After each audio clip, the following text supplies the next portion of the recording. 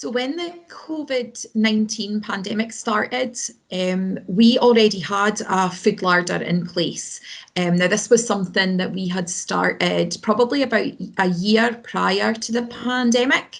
We'd received some money through a participatory budgeting event, and we had a drop-in every week where we provided people with food from our food larder. So when the pandemic started, we had to stop the way that we were doing things. Everything went online, but we were still able to provide people with their food bags because it became quite apparent quite quickly that emergency food provision was going to be a huge priority across Dundee. What we did quite quickly was Jackie from Faith and Communities got in touch with all the projects that were providing emergency food provision and put together the food insecurity network. Now this happened really, really quickly, and it was absolutely brilliant for Dundee because it meant that we had a coordinated approach towards emergency food provision, and we were able to see where people were providing food, where there was a gap. If people had excess stock, then we could say, you know, I've got loads of bread, does anyone want it? Have you got a larger running tomorrow? Because we had a WhatsApp group where we were able to offer, you know, excess food or whatever.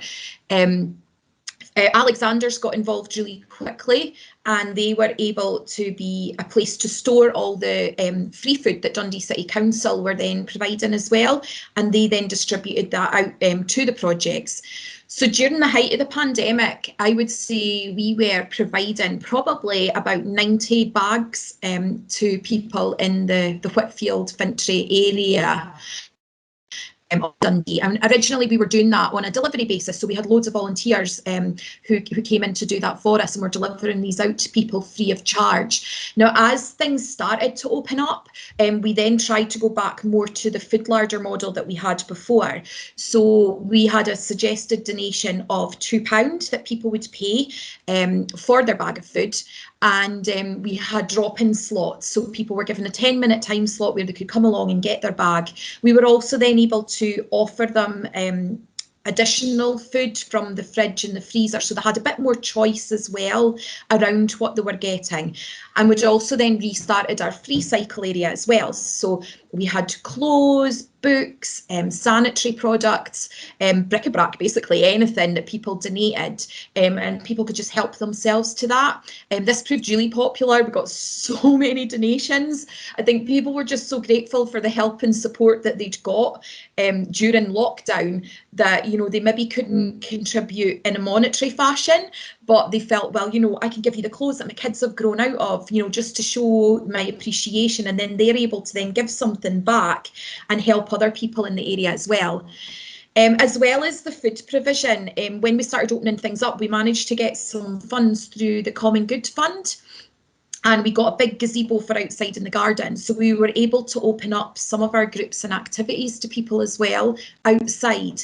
So that was things like the gardening group, the walking group, camera club, and the men's group started having a few workshops out there as well, like things like through Scrap Antics, which was so popular, I think, because people were just so desperate to see other people start interacting again. And it was really good for their mental health and well-being as well, I think, just to actually be in contact with people. So it was definitely a different way of working for us. We tried to do a lot of support online as well, but there was definitely some people who weren't able to access online or weren't comfortable online. I suppose going forward, the food insecurity network is still going, and we're actually looking now at a food strategy for Dundee. So we're looking at trying to reduce the need for emergency food provision, but obviously making sure that it's still there if people need it, but perhaps helping them to access their financial entitlements and benefits, but having a more dignified access to food as well. So, you know, allowing people to choose, allowing them to contribute something to that as well. We're also wanting to look at reducing food waste, perhaps growing more food as well. So ourselves, we have the gardening group, so we're wanting to make sure that we are growing more fruit and veg out in the garden that we can then use at the larder, but also at our community cafe as well, so that, you know, it's really getting passed around the community. Yes, we're really looking forward to what the next year brings. We're hoping that we'll be able to open up even more. We have just opened the building, so we have some of our groups and activities inside now, and we have been able to restart more of our groups than we were running previously as well. The recovery drop-in will be launching shortly as well, so I'm really excited to see what happens over the next year.